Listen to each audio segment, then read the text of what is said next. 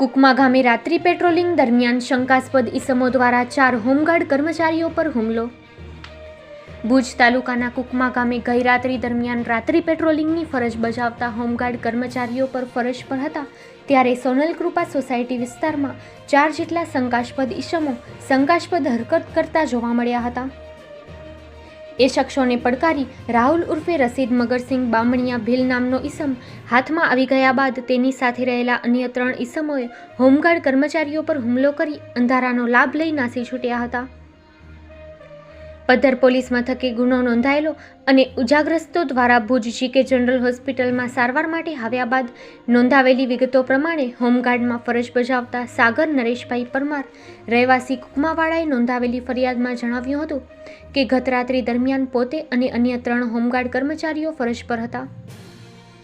તે દરમિયાન સોનલ કૃપા સોસાયટી વિસ્તારમાં આ ઘટના બની હતી, જેમાં શંકાસ્પદ જણાતા 4 ઈસમોને પડકારતા રાહુલ ઉર્ફે રસીદ મગરસિંહ બામણિયાને પકડી પાડ્યા બાદ તેના અન્ય સાથીદારો દોડી આવ્યા હતા અને ફરિયાદી પર હુમલો કરી ઈજા પહોંચાડતા ફરિયાદીએ પોતાના સાથી કર્મચારીઓને બોલાવતા આ ઈસમો અંધારાનો લાભ લઈ નાસવા જતા હતા અને હોમગાર્ડ કર્મચારીઓએ પીછો કરતા શકમંદ ઈસમોએ તેમનો પીછો કરતા હોમગાર્ડ કર્મચારીઓની બાઇકને ધક્કો મારી પાડી નાખી ઈજા પહોંચાડી હતી.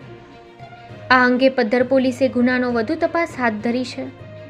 વધુ વિગતો કચ્છ જિલ્લા પશ્ચિમ હોમગાર્ડ અધિકારી શ્રી મનીષ એન બારોટે આપી હતી.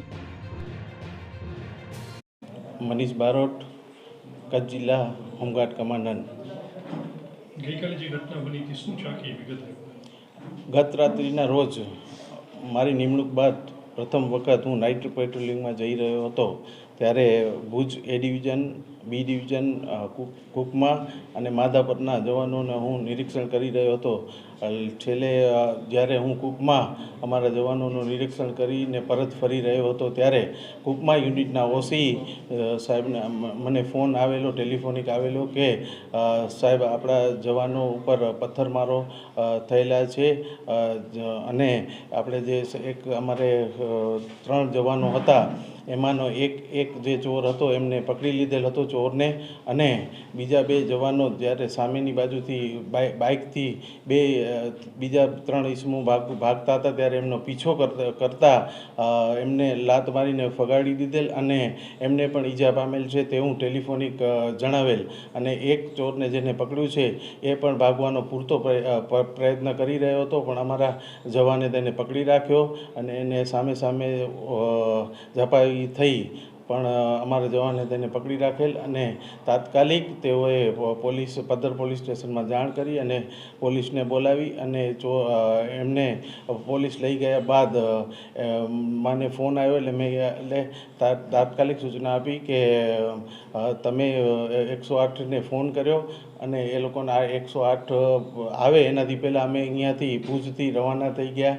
હું ને અમારા ભુજ યુનિટના ઓસી હરીશભાઈ મારી સાથે અમે અહીંયા રવાના થયા ત્યારે માધાપર પહોંચતા એમનો ફોન આવ્યો કે સાહેબ 108 આવી ગઈ છે. તો મેં કીધું તમે તાત્કાલિક જીકે આવો. અમે એનાથી પહેલાં જીકે અમે જઈ અને તાત્કાલિક સારવાર મળે તે માટે ડૉક્ટરોને ટીમને પણ અભિનંદન આપું છું કે તેઓ અમારી સાથે તૈયાર રહ્યા અને જવાનો આવ્યા એટલે તાત્કાલિક એમને સીટી સ્કેન, એક્સરે જેવી સુવિધાઓ તરત મળી અને એમને તાત્કાલિક ધોરણે તેમની મેડિકલ સારવાર કરવાનું શરૂ કર્યું.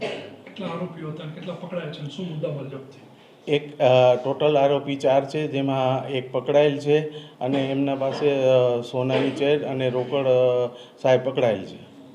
આવનારા સમયમાં હોમગાર્ડની સુરક્ષા માટે શું વિચારવામાં આવશે? આવનાર સમયમાં હોમગાર્ડની સુરક્ષા માટે કાલ જ રાત્રિ પેટ્રોલિંગ દરમિયાન જેટલા પણ જવાન હતા તેમને પણ મેં જણાવેલ છે કે ભાઈ લાકડી ફરજિયાત રાખવી, તેમજ બત્તી આવે છે એ પણ ફરજિયાત રાખવી. ક્યારેક ગઈકાલે જે બન્યું એમ અંધારો હોય ત્યારે જાય તો એમના માટે નાઇટ ટાણે બત્તી અને લાકડીની જરૂર રહે છે, જેથી પોતાનો સૌ બચાવ કરી શકે.